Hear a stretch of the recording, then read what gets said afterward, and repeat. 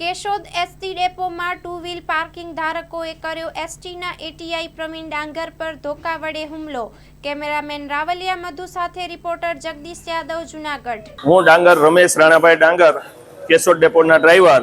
આજે Keshod ડેપોમાં parking contract દ્વારા અમારા ટ્રાફિક કંટ્રોલર શ્રી પ્રવીણભાઈ દેવાભાઈ ડાંગર ઉપર હુમલો કરી અને એના હાથ પગમાં ગંભીર ઈજાઓ પહોંચાડેલી છે।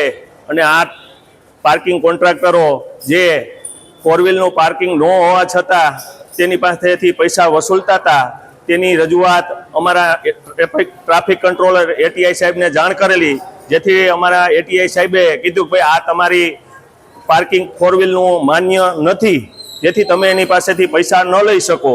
અને અગાઉ પણ જે પાર્કિંગ કોન્ટ્રાક્ટર છે તે પાર્કિંગ કરેલા વાહનોમાંથી ઘણી વખત પેટ્રોલ ચોરાયેલું છે અને ઘણી વખત આવા પણ બનાવો બનવા પામેલ છે, જેથી કરી અને આ કોન્ટ્રાક્ટ રદ થાય તેવી અમારી અપેક્ષા છે। જય હિન્દ, જય ભારત। મારું નામ ડાંગર પ્રવીણભાઈ ડી, હું કેશોદ ડેપોમાં આસિસ્ટન્ટ ટ્રાફિક ઇન્સ્પેક્ટર ફરજ બજાવું છું। આજ રોજ તારીખ 13/14ના રોજ હું મારી ફરજ ઉપર હતો ત્યારે એસટીના પરિસરમાં ગેરકાયદેસર પાર્કિંગ કરેલા વાહનો હતા તેને કઢાવતો હતો। તે દરમિયાન ત્યાં પાર્કિંગ ટુ વ્હીલરનું પાર્કિંગ રાખતા કિશનભાઈ ગલ્લાભાઈ રબારી એ આવીને મને કહે, શું કામે તમે ગાડીઓ બહાર કઢાવો છો? અમારા ઉપરી અધિકારીનો આદેશ હોવાથી અને બસ સ્ટેન્ડમાં ફોર વ્હીલ પાર્કિંગ ન હોવાથી રસ્તા ઉપર આડેધડ પાર્કિંગ કરેલા હતા, જે બસને આવવામાં અને જવામાં અડચણરૂપ થતા હતા, એને બહાર કઢાવતો હતો।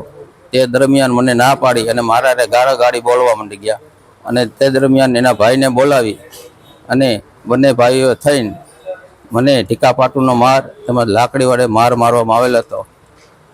એ પછી મેં અમારા ઉપરાધિકારીને જાણ કરી અને કેશોદ સિવિલ હોસ્પિટલે સારવાર માટે આવેલો હતો। હું કાયદેસર પોલીસ ફરિયાદ કરી કાયદેસરની કાર્યવાહી કરવા માગું છું કે આવા તત્વો આવીને ફરજ પર રહેલા અધિકારીનો જેમાં ગાળો બોલે અને મારામારી કરી જાય અને માર મારી જાય તે બદલ કાયદેસરની કાર્યવાહી કરવી। મારું નામ કરમતા રામભાઈ બીજલભાઈ બાવા સિંગુ। હું કેશોદ એસટી ડેપોમાં સિક્યુરિટી તરીકે નોકરીની ફરજ બજાવું અને હું એમાં આપણે ટ્રાફિકનું ફરજ બજાવું। એમાં અંદર વાહનની મનાઈ છે ફોર વ્હીલની, અને એક ફોર વ્હીલવાળાને ના પાડતા પાર્કિંગવાળાની ફોર વ્હીલ હતી અને એના ના પાડતા ત્યાં ઝઘડો થયો એટલે મારી પાસે ખૂટિયા તગડવા માટેની લાકડી હતી, એ લાકડી આંચકી અને પછી અમારા કર્મચારી પર એ લોકોએ હુમલો કર્યો। કર્મચારીનું નામ છે પ્રવીણભાઈ એટીઆઈ।